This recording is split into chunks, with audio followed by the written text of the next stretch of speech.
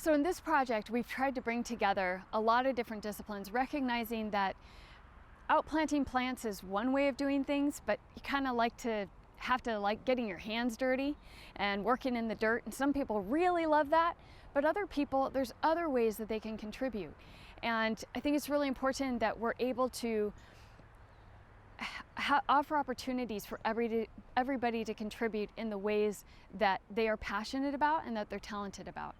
And so in this project in particular, we've brought together musicians, composers, performers, artists, animators, videographers, as well as educators who are working with our elementary, middle school, and high school students to say, how can we approach this from all different angles, offer people opportunities to put their talents to work, and then not only help people to think about it, but help them to feel it.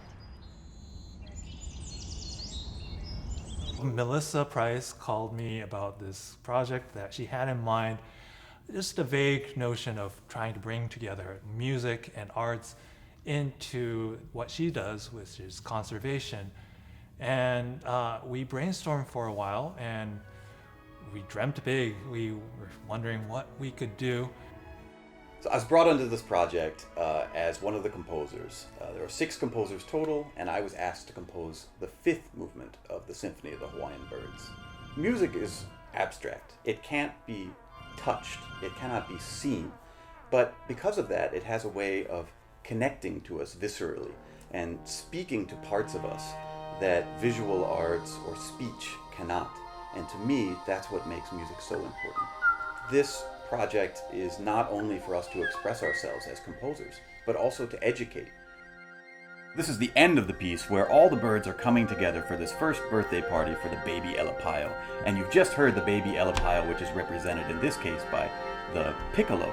And then you'll hear the baby's parents come in, which are represented by the flutes.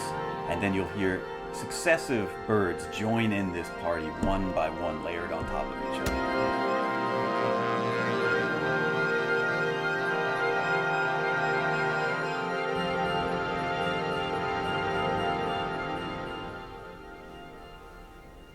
I'm able to get a painterly and textural style, which is what I like to do for my animation.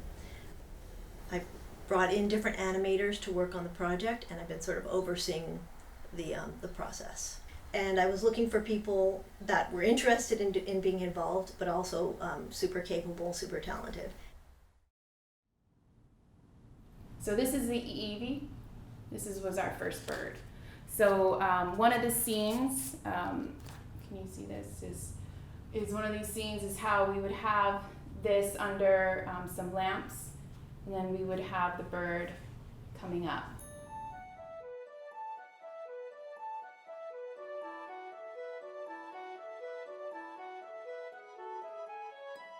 It was important to have the correct research for this project, and then the correct native plants, as well as the specific bugs that the Elepaio would eat.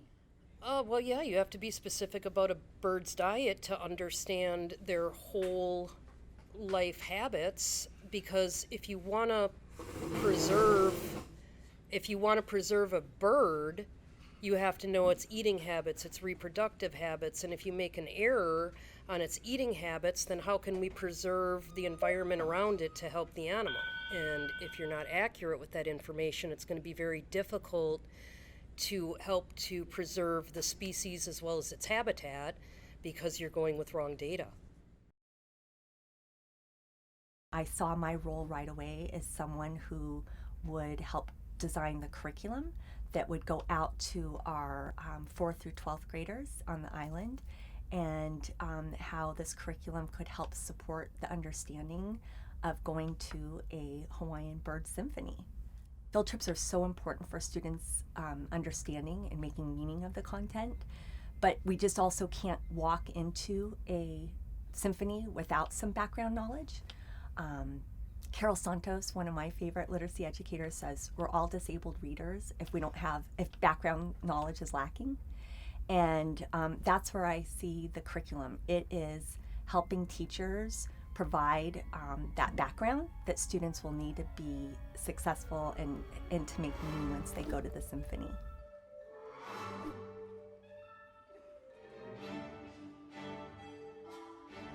It's about a scientist, it's about a composer in music, and it's about an educator who wanted to come together in an interdisciplinary way. It's involving the symphony, it's involving thousands of kids, it's involving education students from music, from science.